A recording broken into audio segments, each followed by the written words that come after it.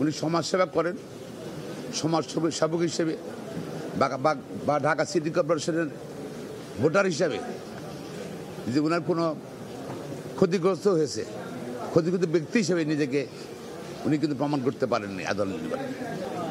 এবং আদালত আরও অনেক বড় অবজারভেশন দিয়েই মামলাটা খারিজ করে দিয়েছে।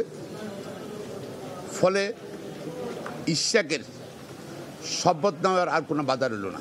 ঢাকা দক্ষিণ সিটি কর্পোরেশনের মেয়র হিসেবে ইশরাক হোসেনের শপথ গ্রহণে আর কোনো বাধা নেই।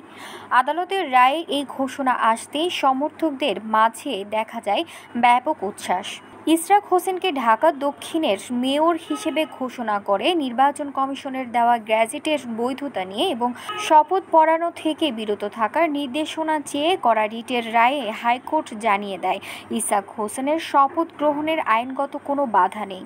এই রায়ের পর তার সমর্থকরা বিভিন্ন স্থানে মিছিল ও স্লোগানে উচ্ছ্বাস প্রকাশ করেন। এর আগে নগর ভবনের সামনে টানা ৮ম দিনের মতো অবস্থান কর্মসূচি চালিয়ে যান বিএনপির নেতা ইশরাক হোসেনের সমর্থকেরা।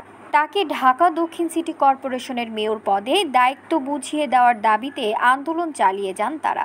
এদিকে বিএনপি নেতা ইশরাক হোসেনকে ঢাকা দক্ষিণ সিটি কর্পোরেশনের মেয়র হিসেবে শপথ না নিতে দেওয়ার নির্দেশনা চেয়ে করা রিট হাইকোর্ট খারিজ করায় প্রতিক্রিয়া জানিয়েছে জাতীয় নাগরিক পার্টি উত্তরাঞ্চলের মুখ্য সাংগঠনিক সার্জিস আলম। বৃহস্পতিবার সকাল 11:49 নিজের ভেরিফাইড ফেসবুক পেজে সার্জিস প্রশ্ন তুলে লিখেছেন, মব তৈরি করে যদি হাইকোর্টের রায় দেওয়া যায় তাহলে এই হাইকোর্টের দরকার কি?